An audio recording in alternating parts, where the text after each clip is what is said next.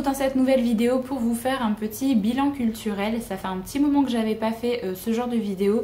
Je sais que c'est pas les vidéos les plus regardées, mais c'est une vidéo que j'aime bien faire tous les quelques mois pour faire un petit bilan et vous parler aussi un peu d'autre chose que de lecture.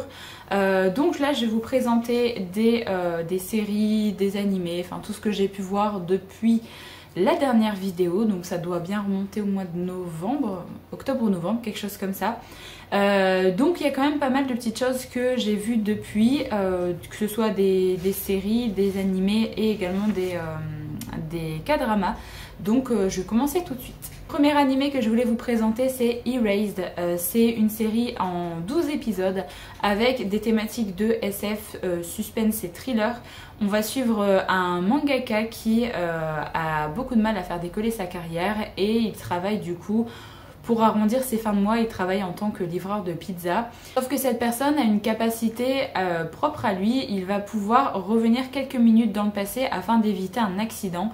C'est ce qui va se passer dans le premier tome. On le voit du coup se balader en scooter pour livrer sa pizza. Il va se passer quelque chose et il va remonter le temps de quelques minutes et il va réussir à éviter l'accident. Donc on va le suivre avec ce don assez spécial. Sauf qu'il va y avoir un événement assez dramatique qui va se passer et au lieu de remonter le temps de quelques minutes pour essayer de changer les choses, il va remonter le temps de 18 ans et il va se retrouver tout petit lorsqu'il était en école primaire.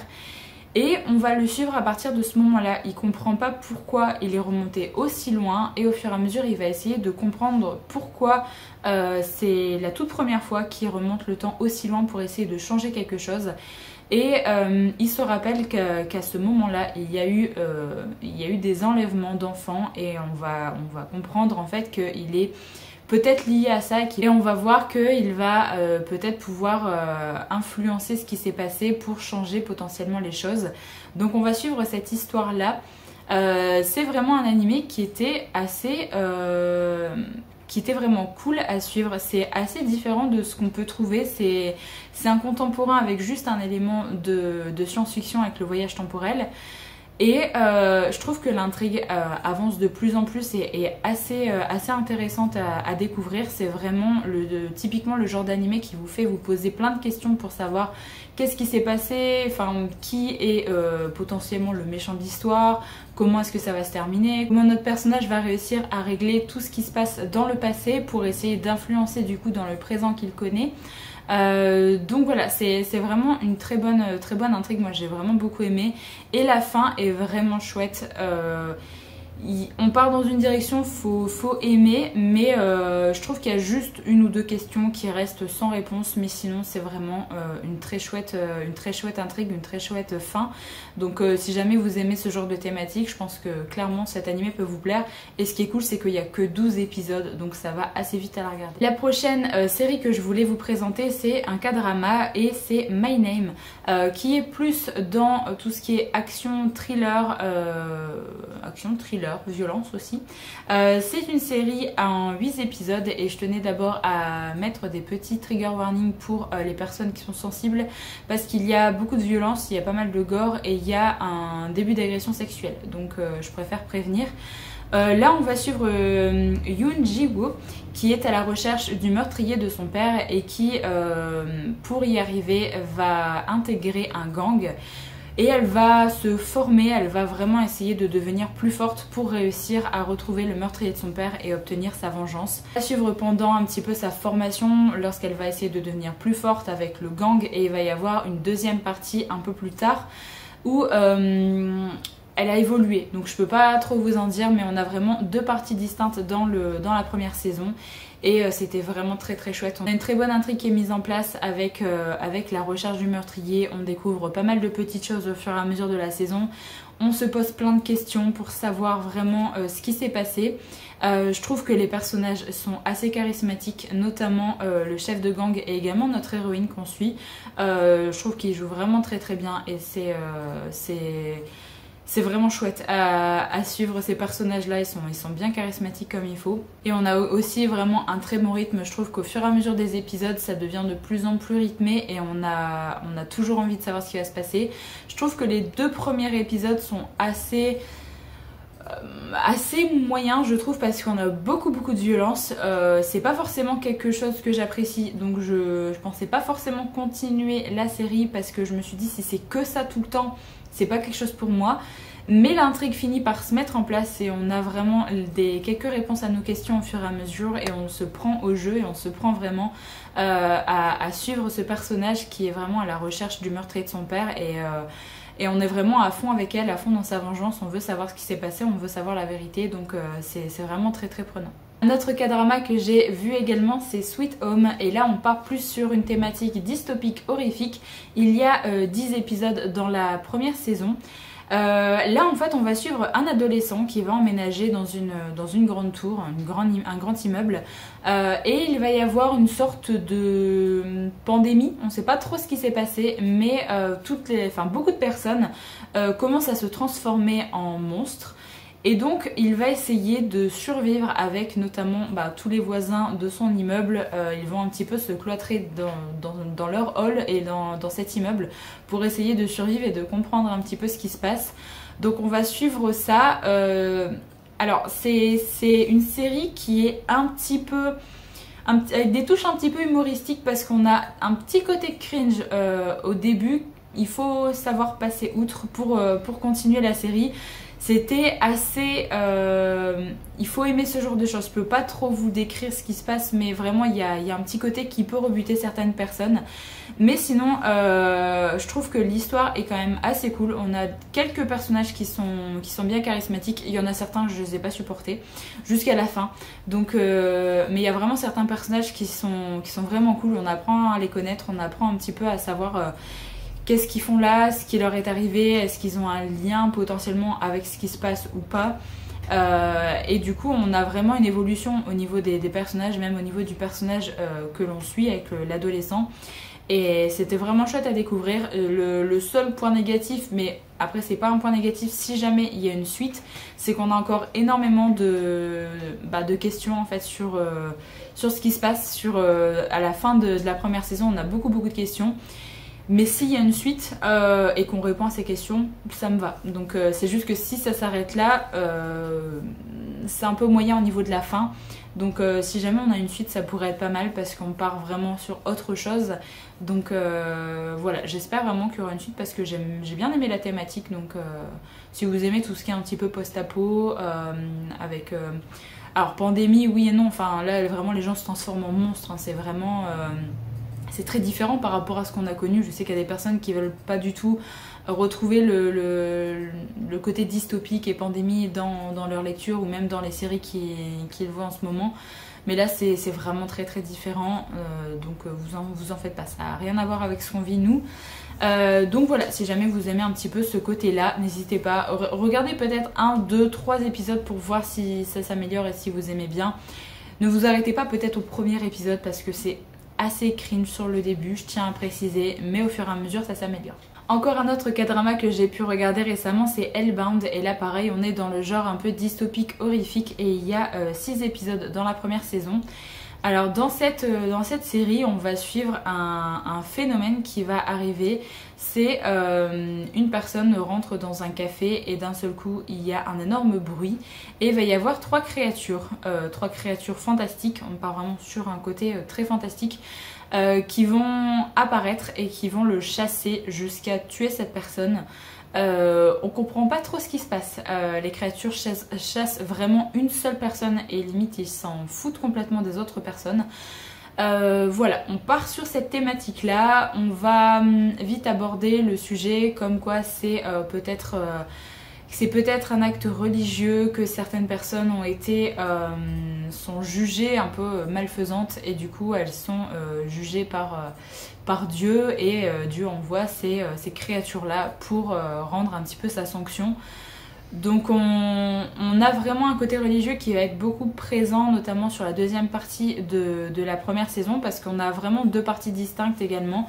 On a une première partie, on va suivre un personnage qui est flic, et on va apprendre un petit peu à le connaître, sa famille, il va découvrir un petit peu ce qui se passe, parce que c'est vraiment au tout début de ces événements-là. Et on a une deuxième partie qui se passe plusieurs années après, je crois que c'est 5-6 ans après, où là on va suivre d'autres personnages. Là on va suivre une personne qui travaille dans le côté dans un truc de journalisme je crois. Et il va subir quelque chose, sa famille va subir quelque chose qui est en rapport avec ça. Donc on a deux côtés différents et dans la deuxième partie on a vraiment plus le côté religieux qui rentre en jeu. Donc si jamais vous aimez pas trop ça, je préfère vous prévenir. En soi j'ai bien aimé le concept, je trouve que c'était assez intéressant à suivre. C'est plutôt bien réalisé pour une série fantastique comme ça, je trouve que les créatures sont plutôt bien faites. Pareil, c'est uniquement la fin qui a un peu péché, je trouve. Il faut absolument une saison 2 parce que si on n'a pas de saison 2, il y a trop de questions qui restent en suspens. Donc j'ai bien aimé, c'était sympa à regarder. C'était pas non plus la série ouf, mais voilà, ça se regardait bien. J'ai bien aimé la thématique, j'ai plutôt bien aimé les personnages aussi.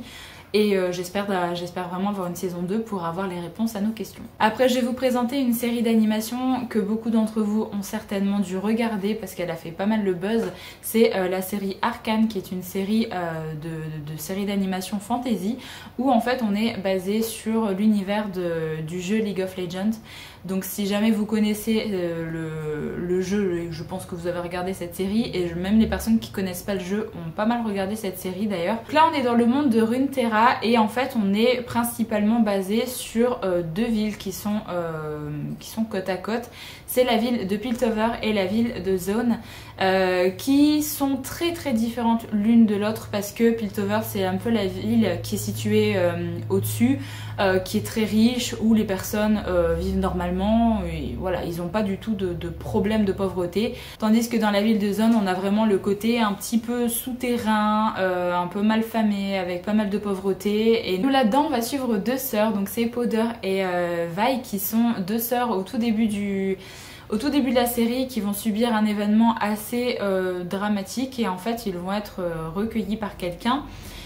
Et bien sûr elles vivent dans le côté justement de Zaun avec le côté souterrain, donc c'est pas forcément très très cool de vivre là-bas. Elles subissent pas mal de petites péripéties. Et en gros dans cette première saison on va avoir plusieurs temporalités. On a la temporalité dans le passé où elles sont encore enfants, et après où quelques années plus tard elles ont grandi, elles sont devenues adolescentes, et on va suivre un petit peu ça.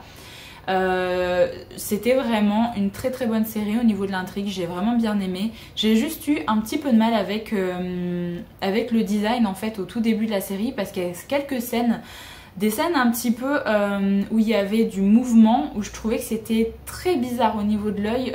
J'ai eu un petit peu de mal, notamment une scène sur les toits au tout début de la série. Si jamais vous avez vu la série, il y a une scène sur les toits où vraiment des fois le graphisme ça m'a fait trop bizarre, mais au fur et à mesure c'était mieux réalisé, et j'ai bien aimé au final la direction artistique de la série. Je trouve que c'était vraiment c'était atypique en fait, donc j'ai vraiment bien aimé. J'ai plutôt bien aimé les personnages, il y en a quelques-uns je suis pas extrêmement fan. On a un côté où on va suivre deux scientifiques avec Jace et Victor, et en fait on côtoie d'autres personnes. Donc eux deux sont dans la ville de Piltover, donc ils sont la ville aisée où tout se passe bien. Et en fait on va côtoyer d'autres personnages qui sont pas forcément des personnages que j'ai appréciés plus que ça. J'ai beaucoup plus aimé les personnages qu'on pouvait retrouver justement avec Powder et Vi. Donc voilà, c'était vraiment chouette à découvrir. Je trouve que pareil, on monte un petit peu crescendo avec la série. Au début c'est sympa et au fur et à mesure c'est vraiment intéressant. On a vraiment un côté un petit peu psychologique qui est amené avec certains personnages qui est vraiment cool à découvrir. Donc j'ai hâte de voir un petit peu la suite, parce que on finit quand même sur quelque chose d'assez... voilà, il y a un petit cliffhanger, on a envie de savoir ce qui va se passer, même si... quand vous connaissez quelques histoires en fait liées au jeu, bah, on peut un petit peu savoir comment ça va se goupiller pour la saison 2. Mais franchement, j'ai très hâte de voir comment ça va se mettre en place au niveau de la série d'animation. Alors ensuite, j'ai vu Le Train de l'Infini, qui est un film techniquement qui est sorti dans l'univers de Demon Slayer, qui est un petit peu le pont entre la saison 1 et la saison 2. Et là du coup moi j'ai vu la version série qui est passée sur Wakanim, donc avec quelques épisodes, je sais plus, 8 ou 9, je sais plus. Du coup c'était assez compliqué au niveau du rythme, au niveau de cette série, parce que je pense que le film était mieux dosé. Là vu que le film a été retranscrit après en série, ça faisait bizarre et je trouve qu'on perdait un petit peu l'engouement qu'il pouvait y avoir dans cet arc-là en fait pour le train de l'infini et tout ce qui va se passer. Donc je suis un petit peu déçue d'avoir vu la version série. Donc voilà, c'est juste ça qui m'a un petit peu... qui m'a pas forcément plu plus que ça. Après je trouve au niveau de l'intrigue c'était sympa, c'était pas ouf au niveau de cet arc-là.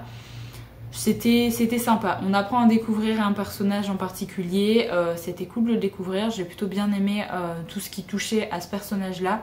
Mais après au niveau de tout ce qui est des démons en fait qu'on peut rencontrer, notamment des démons assez élevés dans la hiérarchie des démons on va dire, pour pas trop spoiler, c'était sympa mais c'est pas forcément les personnages les plus charismatiques qui soient. Donc là de toute façon je suis en train de regarder la saison 2 qui pour l'instant est un petit peu bof. Donc voilà, pour l'instant la première saison était vraiment cool et là je suis un peu déçue avec le film, techniquement Le Train d'Infini, et pour l'instant la saison 2, donc à voir comment ça va avancer dans l'univers.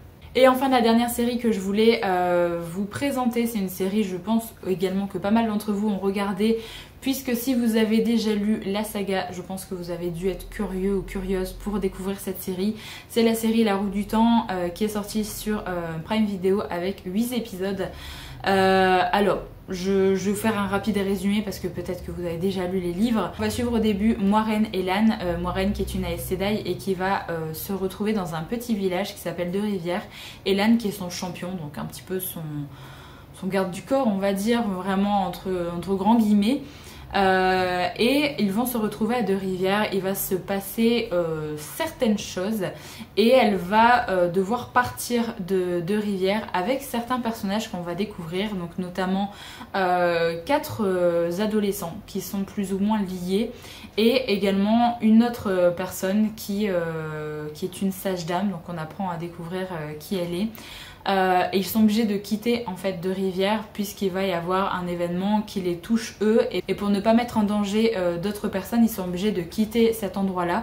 Donc on va suivre un petit peu leur péripéties et on va apprendre que Moiraine en fait est à la recherche de ce qu'on appelle le dragon, qui est un dragon réincarné. Donc c'est une réincarnation du dragon qui est un personnage qui a déjà existé et qui est assez puissant et qui est une sorte d'ancien héros qui est assez puissant et qui peut canaliser la magie qui est présente dans cet univers.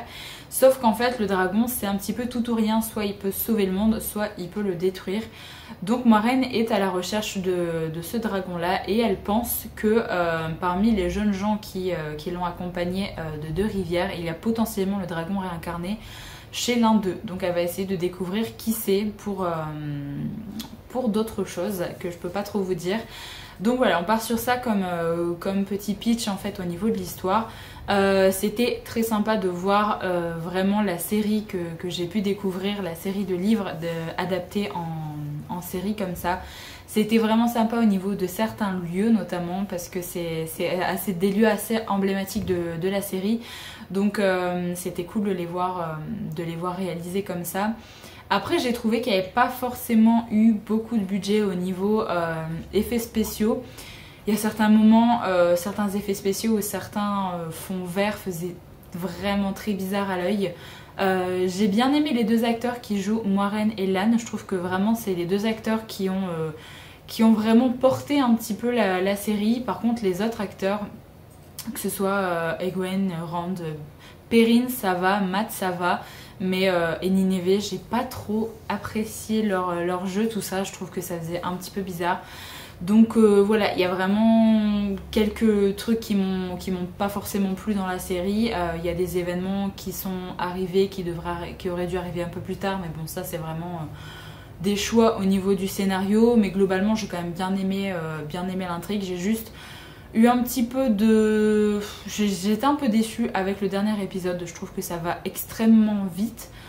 Il manquait pas mal de petites choses, voilà. Je trouve que pour un dernier épisode de saison, ils auraient pu mettre un peu plus le paquet que ça, donc voilà, c'est un peu dommage pour ça. Mais globalement, je suis quand même contente d'avoir vu l'adaptation de La Roue du Temps parce que c'est une série que j'aime bien, donc je suis contente d'avoir vu certains lieux qu'on peut retrouver dans la série et normalement il doit y avoir une saison 2, donc on verra bien ce que ça donne. Donc voilà un petit peu pour les séries, les animés ou les K-dramas que j'ai pu voir récemment. N'hésitez pas à me dire si jamais vous avez vu une série ou un animé, peu importe, qui vous a marqué récemment, qu'est-ce que vous avez vu. Parce que du coup, je suis toujours à la recherche un petit peu de choses à voir, donc n'hésitez pas à me dire ça dans les commentaires. Donc voilà, j'espère que la vidéo vous a plu, vous a peut-être permis de découvrir certaines séries et quelques petites choses à regarder. Donc je vous remercie d'avoir regardé la vidéo jusqu'au bout. Moi je vous retrouve dans une prochaine vidéo très vite, donc en attendant, prenez soin de vous.